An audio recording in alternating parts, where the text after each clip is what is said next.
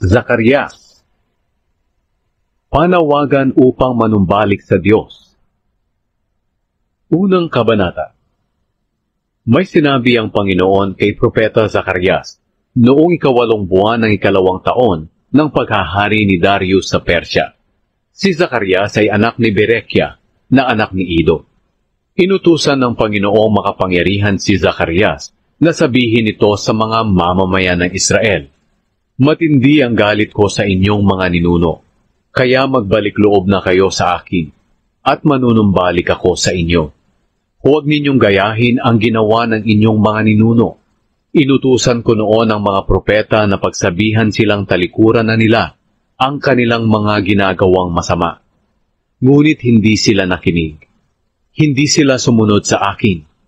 Ang inyong mga ninuno at ang mga propetang iyon ay namatay na. Ngunit nangyari sa inyong mga ninuno ang aking mga sinabi at mga babala sa pamamagitan ng aking mga lingkod na propeta. Kaya nagsisi sila at sinabi, "Pinarusahan tayo ng Panginoong makapangyarihan ayon sa ating ginawa, gaya ng kanyang napagpasyahang gawin sa atin." Ang pangitain tungkol sa mga kabayo. May sinabi ang Panginoon kay Zacarias sa pamamagitan ng isang pangitain.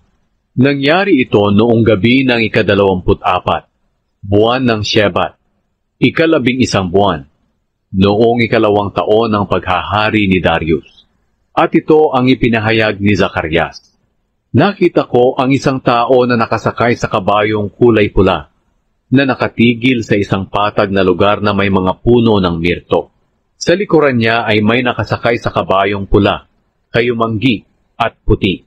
Itinanong ko sa anghel na nakikipag-usap sa akin, "Ano po ang ibig sabihin ng mga ito?" At sinabi niya sa akin, "Ipapaliwanag ko sa iyo ang ibig sabihin nito.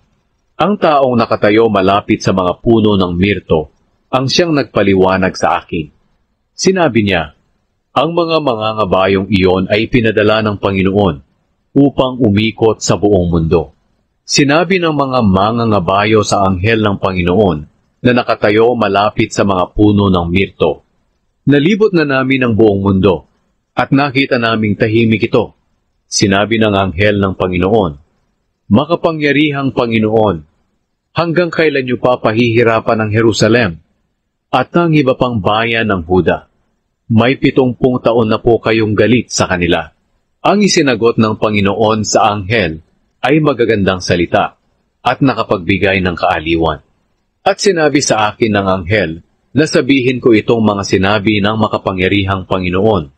"Totoong nagmamalasakit ako sa Jerusalem na tinatawag ding Zion. Pero matindi ang galit ko sa mga bansang nagpapasarap sa buhay. Hindi ako gaanong galit sa kanila noon. Ngunit sila na rin ang nagpaningas ng aking galit sa kanila. Kaya babalik akong may awa sa Jerusalem, at itatayo kong muli ang lungsod na ito pati na ang aking templo." Sinabi ng anghel na sabihin ko pa itong ipinapasabi ng makapangyarihang Panginoon, "Uunlad muli ang aking mga bayan sa Huda, at aaliwin kong muli ang Zion, ang lungsod ng Jerusalem, at muli ko itong ituturing na hinirang kong bayan."